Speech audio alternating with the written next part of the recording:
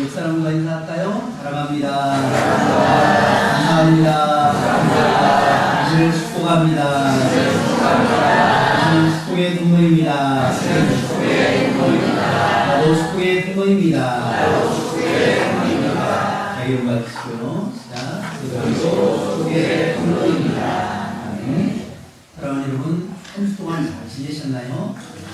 우리의 일주일 동안 생활 속에서 다양한 일들이 일어났습니다. 기쁜 일도 있었고, 슬픈 일도 있었고, 가슴 아파한 일도 있고, 또 아직까지 해결되지 못한 그런 일들도 우리 가운데 있는 줄 믿습니다. 그렇지만 중요한 것은 현재 내가 살아있는 것이며, 내가 하나님의 은혜로 기쁨으로 예배할 수 있다는 것, 우리가 늘 감사하며 살아갈 줄 믿습니다. 오늘 저는 에베소서 2장 8절에서 9절의 말씀을 통해서 하나님의 선물에 대해서 감사합시다 라는 제목으로 말씀을 전하기 원합니다. 에베소서 2장 8절은 구원이 은혜를 통해 이루어진 것을 말씀하고 있습니다. 은혜는 우리에게 주어진 선물이며 또 이는 우리의 노력이나 자랑에서 나온 것이 아니라 오로지 하나님의 자비로 이루어진다는 사실입니다. 또한 구원은 믿음을 통해 이루어진다고 말씀하고 있습니다. 우리는 믿음을 통해 하나님의 은혜를 받아들이고 이 믿음이 우리를 구원의 경험으로 인도합니다. 행위에서 나온 것이 아니기 때문에 우리의 구원이 우리의 능력이나 자랑이 될 것이 아니라 오로지 하나님의 은혜에 의하여 선물임을 강조하고 있습니다. 그러므로 자랑할 필요가 없고 또 감사와 겸손으로 이 선물을 받아들여야 합니다.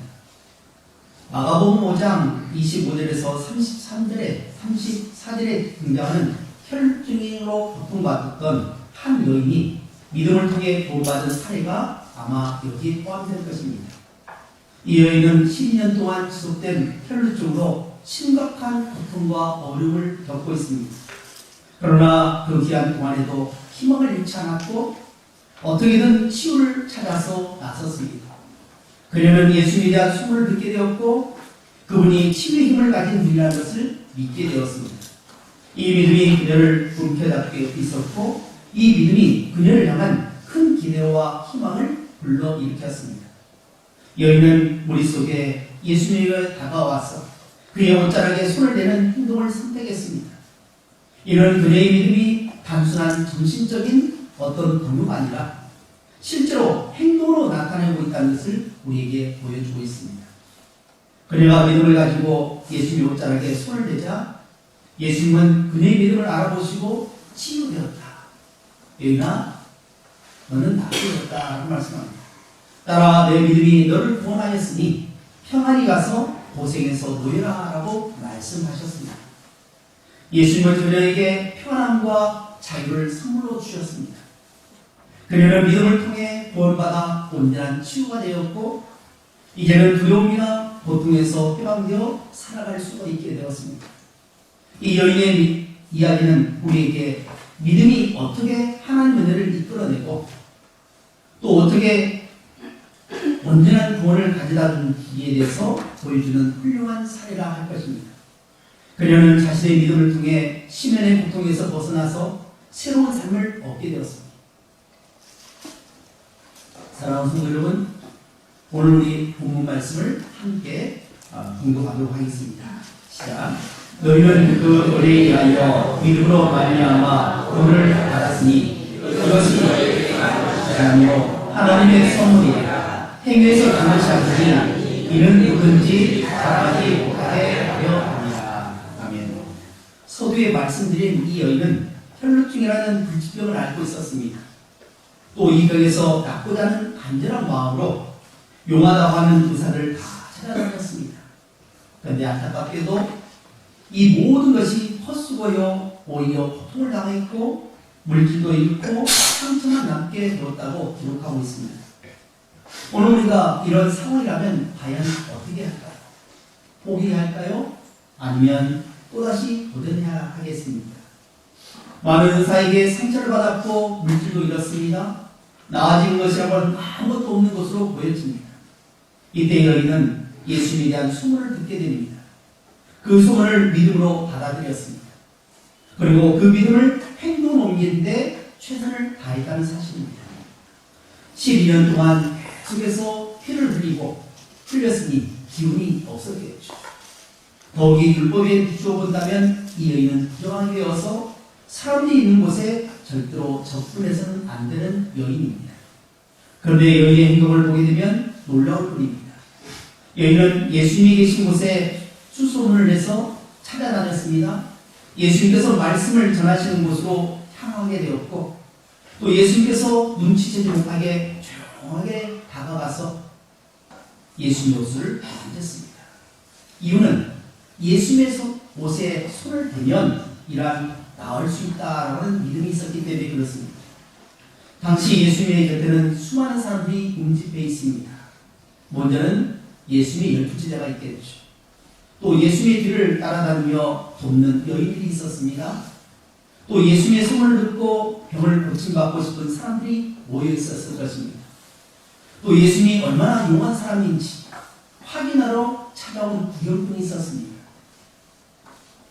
또 여기에는 예수님의 행적을 예의주시하면서 예수님의 약점을 빌미로 해서 예수님을 죽이러 가는 종교 지도자들이 보낸 사람들이 함께 섞여 있습니다.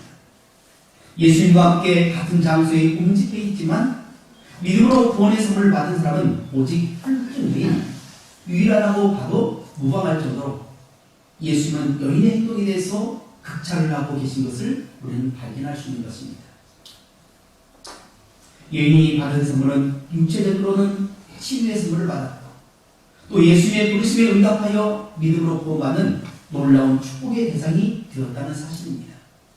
사랑하는 여러분은 과연 지금 이 자리에 나오실 때 어떤 마음의 자세를 가지고 나오셨습니까? 무엇을 기대하면서 이 예배 자리에 나오셨습니까? 예수님의 제자들과 같이 성도이기 때문에 이 자리에 나와 있습니까? 아니면 예수님께 놀라운 치유의 능력이 있기 때문에 누군가의 병을 고쳐주고 기적을 일으키는 장면을 직접 내 눈으로 목격하겠다는, 그래서 이 자리에 구경하러 나오신 분이 있지 않습니까? 오늘 우리는 대림절 두 번째 주일을 보내고 있습니다.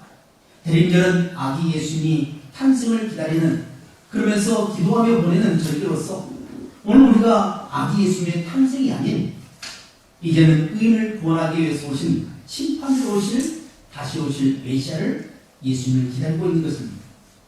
대림절 절기는 그 어느 때보다 기다림을 강조합니다.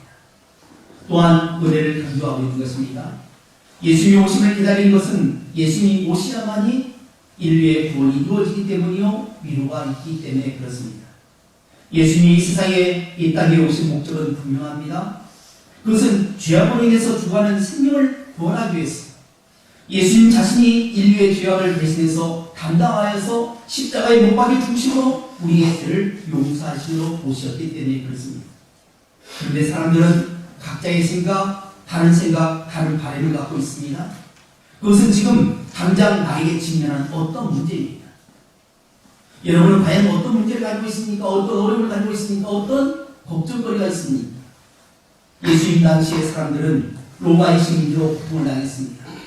당대의 최 강대국이었던 로마 정부로부터 억압을 받고 있었습니다. 우리나라가 일제 36년간을 보내는 동안에 겪었던 그러한 일들을 이스라엘 백성들이 똑같이 겪고 있었다는 것입니다. 그래서 선지자들을 통해서 메시아를 보내주실 것이다. 그 메시아가 오면 자유를 얻을 수 있다는 그 메시아 사랑, 메시아 희망 사랑을 가지고 그들은 살아갔습니다. 대망 의식을 가지고 살았습니다. 당시 이스라엘은 메시아를 간절히 기다리고 있었습니다. 우리가 지난주에 살펴보았던 누가복음 2장에 나오는 나이 많은 시몬 할아버지 역시 하나님의 위로를 기다리고 있었습니다. 그 위로를 경험하기 전에는 죽지 아니하라는 이 말씀에 간절한 마음으로 메시아를 방문했습니다. 그리고 드디어 예수님께서 성전에 들어오실 때에 아기 예수님을 만남으로 기뻐 찬양했던 것을 우리는 확인했습니다. 사랑하는 성도 여러분, 오늘 우리가 기다리는 소망은 과연 어디에 있습니까? 우리의 소망은 정치인들에게 있지 않습니까? 우리의 소망과 바람은 삼성이나 LG, SK 그룹과 같은 그런 대그룹에 있지 않습니다. 오직 우리의 구원자 되신 예수 그리스도에 있음을 믿으시기 바랍니다. 왜 이 모든 소망이 예수 그리스도에 있을까요? 구원은 오직 예수를 통해서만 이루어지기 때문에 그렇다는 것입니다.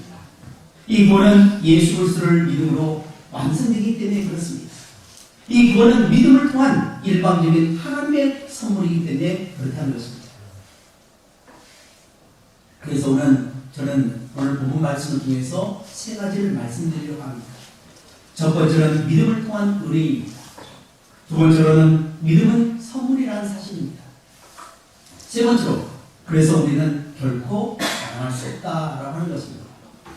먼저 살펴볼 것은 믿음을 통한 은혜입니다. 우리 다 같이 8절 말씀 함께 읽어보도록 하겠습니다. 시작. 너희는 그 은혜에 인하여 믿음으로 말미암아 구원을 받았으니 이것은 너희에게서 난 것이 아니요 하나님의 선물이라. 아멘. 너희는 그 은혜에 의하여 믿음으로 말미암아 구원을 받았다라고 말씀합니다. 그리고 이것은 너희의 자신의 노력이나 수고가 아닌 전적인 하나님의 선물임을 증언하고 있습니다. 사랑하는 성도 여러분, 구원은 선물입니다. 또 구원은 믿음으로 받는 것입니다. 그래서 기독교는 믿음의 종교이며 순종의 종교입니다. 기독교는 반드시 믿음이 있어야 합니다. 그리스도인은 반드시 믿음을 가져야 합니다. 히브리서 11장 6절에 이렇게 말씀합니다. 믿음이 없이는 하나님을 기쁘시게 하지 못하나니 하나님께 나아간 자는 반드시 그가 계신 것과 또한 그가 자기를 찾는 자에게 상 주시는 믿어야 하지이다. 여기서 히브리서 11장 6절에 믿음을 강조하고 있다는 것입니다. 믿음이 없으면 하나님을 기쁘시게 하지 못한다라고 말씀합니다. 우리가 언제나 우리의 삶의 목적이 하나님의 영광이며 하나님께 영광을 돌리려 하는데 기본은 믿음에서 시작합니다.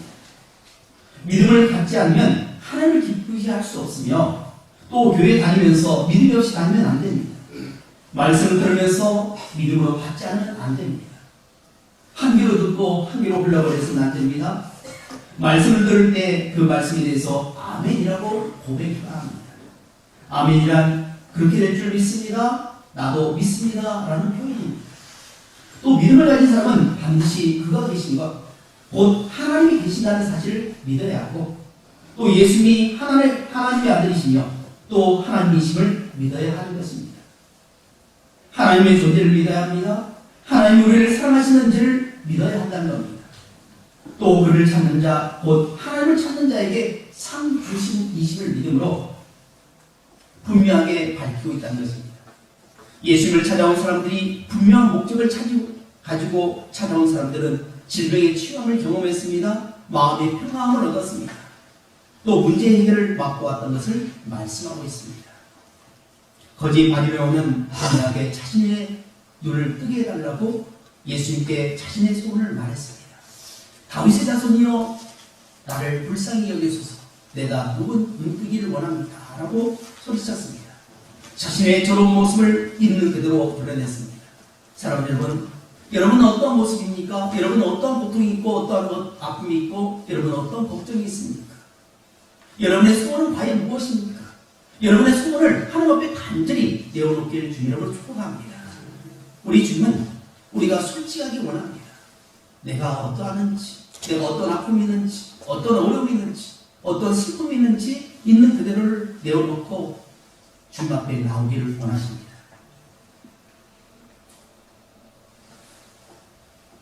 그냥 아무런 생각 없이 그냥 그저 교회에 나오고 있지 않습니까? 교회를 찾아 나올 때 재미를 찾아 나오고 있지는 않습니까? 교회 나가면 즐거워야 되고 재미가 있어야 되고 흥미가 있어야 되고 구경거리를 보려고 나오고 있지는 않습니까? 요즘 우리의 생각들이 교회 가면 즐거워야 된다, 행복해야 된다. 그래서 설교자도 매일 많이 웃겨야 되고, 물론 좋죠. 많이 웃기고 마음을 열기 위해서 사실 유머라는 것이 그냥 있는 것이 아니라 성도의 마음을 열어놓기 위해서 유머를 쓰는 것이지, 유머가 주가 되어가지고 즐겁고 이벤트성 그런 행위를 통해서 사람들의 마음을 하게 하는 그런 것은 아닙니다. 교회는 재미를 제공하는 곳이 아닙니다. 교회는 재미로 다니는 곳이 결코 아닙니다. 교회는 죄악으로 인해 죽었던 죄인들이 구원받는 곳입니다. 구원받은 사람들이 하나님께 감사를 고백하는 장소입니다. 교회는 하나님이 주인 되시며 그 주인 되신 하나님께 찬양과 경배와 헌신을 통해 영광을 돌리는 곳이라는 겁니다. 죽음과 삶이 존재하는 곳이 바로 교회입니다. 그래서 구원을 경험한 사람들이 믿음을 가지고 찬양을 하고 믿음을 가지고 하나님께서 기뻐하신 일들을 서로 사랑하는 삶을 실천하고 배우는 곳이 바로 교회입니다. 두 번째로 믿음은 선물이라는 사실입니다. 믿음은 아무에게나 주어지는 선물이 아닙니다. 오직 하나님께서 구원하시고 작정한 그 사람들에게만 일방적으로 주시는 선물임을 믿으시기 바랍니다. 교회를 오래 다녔다고 해서 믿음이 생긴 것이 아니라 하나님께서 우리에게 믿도록 해주셔야만이 믿음이 생기는 것이고 그 믿음으로 구원을 받게 된다는 사실입니다. 수많은 사람들이 예수님의 소문을 들었습니다. 예수님을 만나면 병도 치유받고 문제도 해결받고 이 사람으로 영접해 준다는 소문을 들었습니다. 그런데도 대다수의 사람들은 믿음으로 반응하지 않고 그냥 구경하고 다녔습니다. 얼마나 말을 잘하는가 보자, 얼마나 병을 잘 고치는가 보자, 얼마나 실력 있는가 보자 하고 평가로 나온 사람들입니다. 이 사람들이 바로 바리새인이요, 서기관이요, 종교 지도자였습니다. 자신의 뜻에 동지하지 않으면 매몰차게 적으로 간주했습니다. 예수를 잡아 죽이는데 몰두했습니다. 어떤 사람은 예수를 만나서 믿음으로 병고침 받고 믿음으로 구원의 선물을 받은 반면에 이들은 예수님께서 뭐라고 하시느냐? 독사의 자식들아 라고 하면서 저들을 포부하셨다는 겁니다. 사랑하는 성도 여러분, 여러분은 지금 어떤 자세로 교회에 나오고 있습니까? 믿음으로 나오셨습니까? 아니면 일을 하러 나오셨습니까? 성도들이 힘들어서 상처받고 교회에 적응하지 못하고 이런 이유는 일하러 교회에 나오기 때문에 그렇다는 겁니다. 물론 직분자에게 주어진 일들이 있겠죠. 주방에서 음식을 준비해야 합니다. 또 성전을 아름답게 청소하고 깨끗하게 하는 일에 중직자들이 앞서 일합니다. 성도들을 교회로 모셔와야 하고 또 모시다 드려야 합니다. 아이들을 가르쳐야 하고 찬양대로 수고의 땀을 흘려야 합니다. 설교를 통해 성도를 감동 강화시키게 하는 일도 있습니다. 그런데 잊지 말아야 할 것은 이 모든 일이 왜 하는가입니다. 우리는 왜 이 일을 하는 건가라고 하는 것을 우리는 고민해 보아야 됩니다. 왜 우리가 이런 일을 하면서 여기에서 기쁨을 찾아가는가? 안타깝게도 교회에 일하면서 상처를 받곤 합니다. 목사님에게 상처를 받기도 하고 중직자에게 성도에게 상처를 받았다고 우리는 말들을 합니다. 그래서 교회 다니기 싫고 교회에 힘들어서 떠나려고 하는 사람들도 있습니다. 믿음에 집중하시길 바랍니다. 은혜에 집중하시기 바랍니다. 주님께 집중하시기 바랍니다. 사람에게 집중하지 말고 우리 가운데 역사하시는 성령 하나님의 우리는 집중해야 합니다. 하나님께서 나에게 베풀어 주신 은혜가 무엇인지 생각하고 그 하나님께서 무엇을 기뻐하시는지 우리는 집중해야 합니다. 교회는 일하는 곳이 아닙니다. 교회는 은혜 받는 곳이고 교회는 하나님의 사랑을 체험하는 장소고 하나님을 만난 장소입니다. 그래서 나 같은 교인 살려주신 것에 대해서 감사를 표현하고 내가 지금 죄인이 예수님을 통해서 구원을 받았고 이것을 선물로 받았기에 기쁨으로 봉사하고 헌금하고 기도하고 찬양하고 예배드리는 것이라는 사실을 우리는 잊지 말아야 합니다. 마지막 세 번째입니다. 그렇기 때문에 우리는 결코 자랑할 수 없다라고 하는 겁니다. 우리 다 같이 9절 말씀 함께 공동하도록 하겠습니다. 시작. 행위에서 난 것이 아니니 이는 누구든지 자랑하지 못하게 하리라. 아멘. 믿음의 선물, 은혜의 선물, 구원의 선물에 대해서 나의 그 어떤 실적이나 행위를 자랑할 수 없습니다. 내가 지금 목사가 되었고 장로가 되었고 집사가 되고 권사가 되고 선생님이 되고 선입사가 됐다고 하는 것을 자랑할 수 없습니다. 이 모든 것은 구원받은 백성으로 하여금 감사하면서 내가 이 직직을 통해 일할 수 있도록 허용된 하나의 과정임을 잊지 말아야 합니다. 교회에 왜 다툼이 일어난다고 생각하십니까? 이 직분이 자기의 소유라고 생각하기 때문에 그렇습니다. 교회에서 내가 했던 행위들을 자랑거리로 여기기 때문에 그렇다는 것입니다. 고린도전서 9장 16절에 사도 바울은 이렇게 고백합니다. 내가 복음을 전할지라도 자랑할 것이 없으면 내가 부득불 할 일입니다. 만일 복음을 전하지 않으면 내게 화가 있을 것이로다 라고 고백했습니다. 사도 바울은 복음을 전할지라도 자랑할 수 없음을 대해서 내가 복음을 전하지 않으면 내게 화가 있을 것이다 라고 무서운 말을 하고 있다는 겁니다. 바울은 엄청나게 많은 사람을 구원한 전도자입니다. 그는 자랑할 것이 많은 사람임에도 불구하고 그는 자랑하지 못한다고 하면서 부득불 전해야 한다고 고백하고 있습니다. 사랑하는 성도 여러분, 오늘 우리는 어떻습니까? 내가 교회에 나와서 하는 모든 봉사와 헌신에 대해서 누군가가 알아주지 않으면 서운한 생각이 들지 않습니까? 내가 이만큼 봉사하고 내가 이만큼 헌금하고 헌신하여 오늘 이만큼 교회가 성장했는데 그걸 혹시 자랑거리로 여기고 있지 않습니까? 교회 규모를 나타내고 교회 재정을 나타내고 그것이 우리의 노력을 통해서 우리의 수고를 통해서 내가 있다고 자랑거리로 여기고 있지 않습니까? 또 나에 대한 평가가 박할 때 어떤 생각이 드십니까? 바울은 분명히 말하고 있습니다. 자랑할 것이 없다 그랬습니다. 오늘 우리가 예수 믿고 구원받았는데 내가 특별한 존재여서 구원받은 것이 결코 아니라는 사실입니다. 그저 죽을 수밖에 없었고 중개인으로서 우리는 버림받을 수밖에 없었던 죄인이었는데 하나님께서 나를 사랑하신다는 겁니다. 나를 기억하시고 또 나의 이름을 불러주셨기 때문에 오늘 내가 구원을 받았고 당당하게 금산교회에 출석하고 있다는 사실입니다. 이러한 은혜를 경험했기에 다른 사람들의 말에 쉽게 상처받을 수 없습니다. 나를 서운하게 한다고 해서 우리 예수님이 나를 반겨주시고 나를 사랑하고 아껴주시는데 그것이 문제가 된단 말입니다. 예수를 믿어 부자로 살지 못해도 건강하지 못해도 또 자식이 속을 썩여도 늘 문제투성이의 삶을 산다 할지라도 다른 사람들의 눈이 의식되고 조마조마해도 그것이 구원받는 것과 무슨 상관이 있단 말입니까? 사랑하는 성도 여러분, 우리 생각을 바꿔야 됩니다. 우리의 의식 상태의 변화를 주어야 됩니다. 나는 하나님의 은혜로 구원받은 사람이다. 예수님이 아니면 나는 죽을 사람이고 지옥 가야 된다. 근데 예수님께서 나를 불쌍히 여겨주셔서 나에게 믿음이라는 선물을 주셨고 그 선물을 받고 나는 예수 믿고 구원받은 사람이다. 나는 이곳에서 천년만년 사는 것이 아니라 얼마 시간이 지나면 여기를 떠나서 아픔도 고통도 슬픔도 없는 영원한 하나님이 계신 영원한 천국에 들어간다. 조금만 참고 조금만 인내하자 믿음을 가지고 살겠다. 이런 결단을 해야 할 줄로 믿습니다. 여러분 정말 행운은 아닙니다. 여러분은 정말로 복을 많이 받는 사람입니다. 여러분은 정말로 소중한 하나님의 사람입니다. 이제 말씀을 맺습니다. 오늘 말씀을 통해서 우리에게 주시는 것은 믿음을 통한 은혜입니다. 두 번째로 믿음은 선물이라는 사실입니다. 세 번째로 우리는 그렇게 자랑할 수 없다. 그저 우리에게 주신 은혜에 감사하며 내게 주어진 삶의 현장에서 최선을 다하며 서로 사랑하고 행복하게 기쁘게 즐거움으로 신앙생활하다.